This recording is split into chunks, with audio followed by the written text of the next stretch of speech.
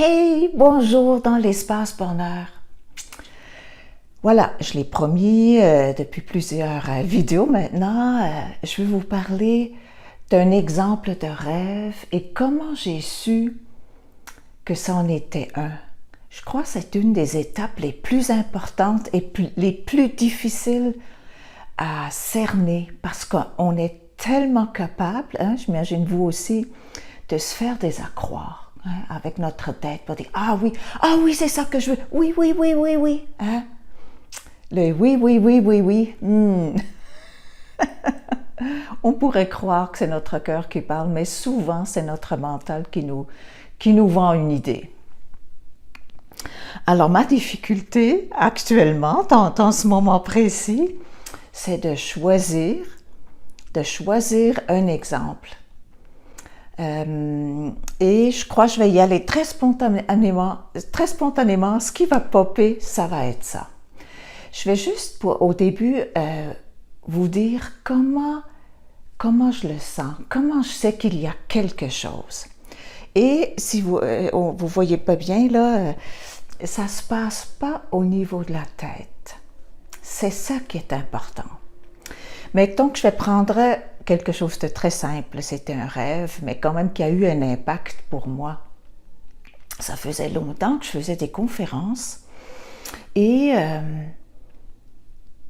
ça levait pas comme je voulais. Je restais quelque part dans ma tête, dans le regard de l'autre, qu'est-ce qu'ils vont penser. Je me sentais pas vraiment libre.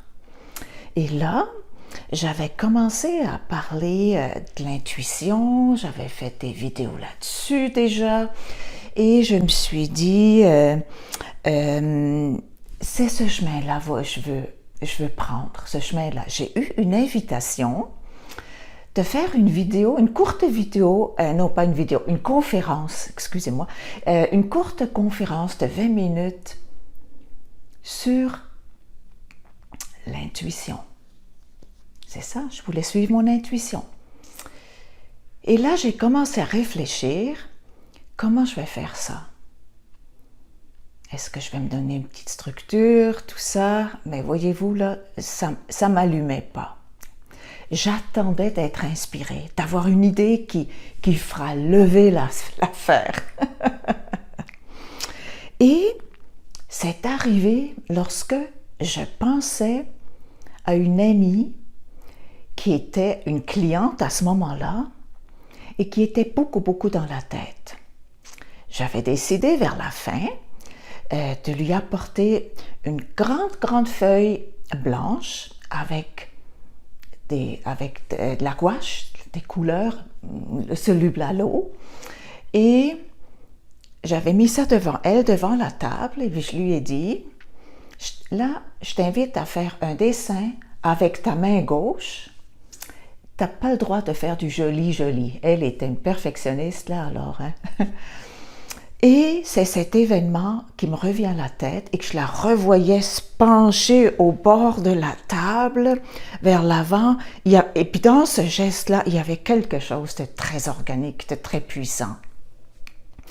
Et je la voyais encore là, elle s'est laissée aller. Après, pas trop longtemps, je voyais que là, elle commençait à faire du joli, là. Et puis on a arrêté ça. C'était formidable. Et cette expérience m'a dit, je l'ai l'affaire. Ce que je vais faire pendant la conférence, je vais faire une peinture en direct avec la main gauche.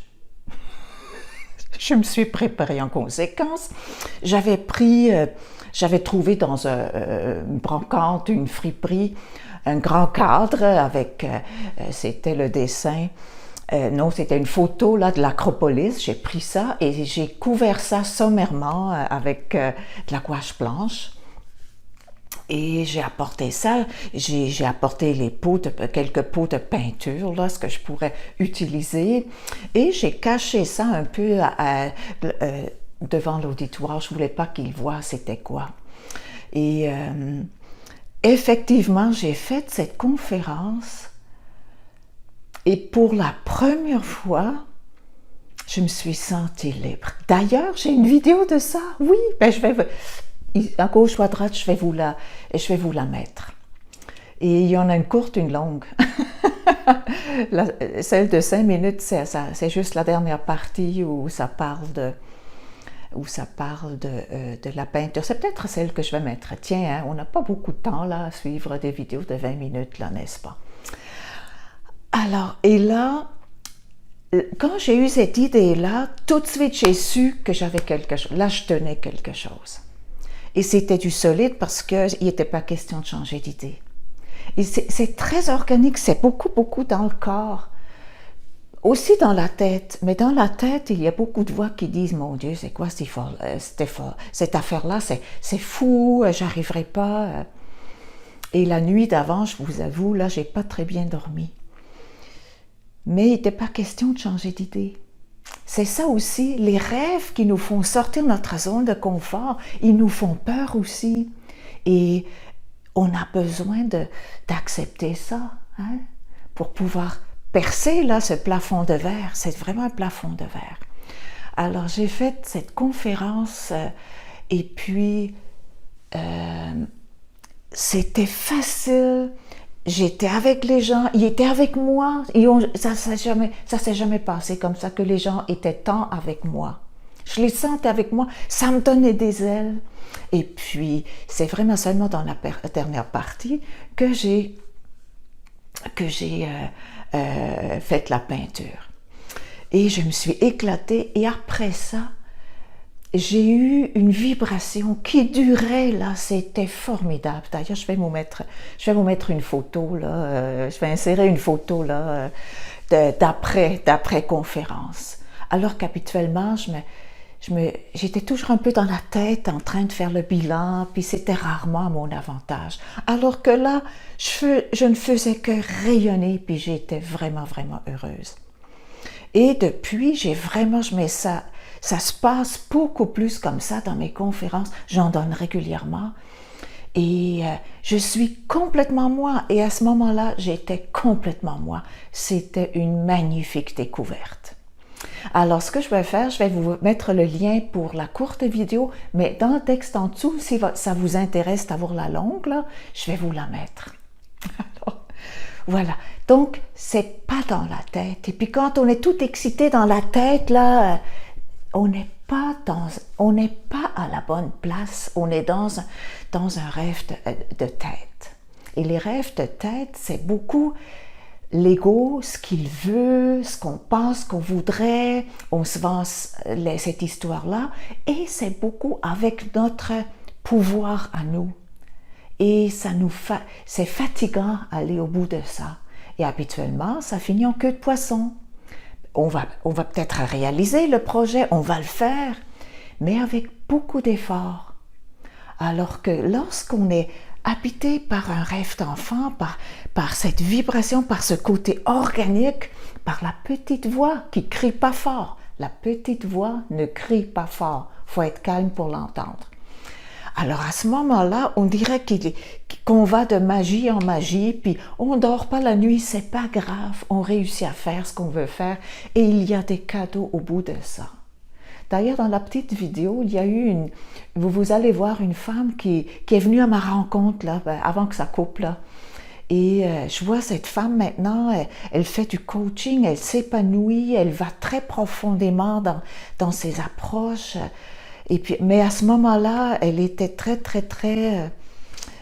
désalignée, je dirais. Elle n'était pas à son meilleur. Elle cherchait. Alors voilà, c'était, je ne peux pas dire le plus grand rêve de ma vie, mais c'était une sortie de zone de confort et ça a changé ma vie, ma façon de faire les conférences, d'être moi. C'était nouveau que je sois capable de faire ça.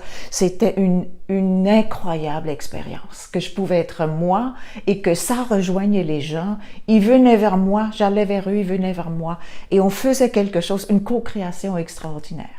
Alors voilà, je vous embrasse, je vous souhaite beaucoup de plaisir à faire vos propres sorties de zone de confort là, et d'aller à la rencontre de ces rêves qui vous appellent de l'intérieur, du cœur, du ventre.